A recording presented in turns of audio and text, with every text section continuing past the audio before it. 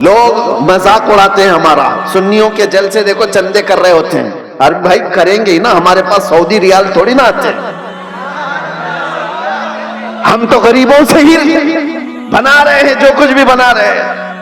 ہمارے پاس کون سی حکومت ہے؟ نہ سعودی ہے، نہ قطر ہے، نہ کویت ہے، کچھ نہیں ہے.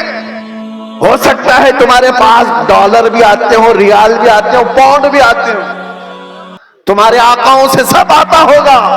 یہ غریبوں کی بستی میں جو آتا ہے ان کی محنت مزدوری کی کمائی سے ہی آتا، اور اسی لیے ریالوں پر پلنے والوں سے ڈر قوم کو، دنیا کو نہیں ہے، ان غریبوں کی بستیوں سے لوگوں کو ڈر ہے کہ انقلاب پیسے کے لالچیوں سے نہیں آتا، یہ ایمان پر زندہ رہنے والی غریب قوم سے انقلاب آتا ہے.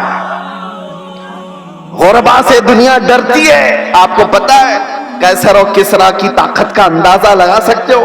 قیصر کہتے تھے روم کے بادشاہ کو، کسرا کہتے تھے ایران کے بادشاہ کو. یہ اس زمانے کی بات کر رہا ہوں جب تقریباً پوری دنیا میں دو بڑے سپر پاور حکومتیں تھیں. Super power, Persian empire, Roman empire. Roman empire قیصر، پرشین ایمپائر کسرا. یہ میرے مصطفیٰ کریم صلی اللہ تعالی علیہ وسلم کے زمانے کی بات کر رہا ہوں.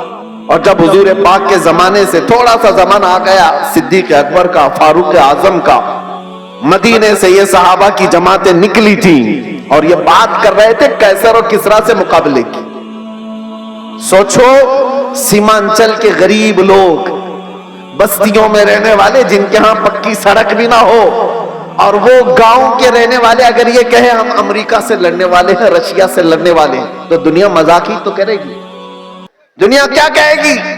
ارے تمہارے چھپر کے گھر ہیں اور تم بات کر رہے سپر پاور سے لڑنے کی. بلا تشبیہ بلا تمثیل. صحابہ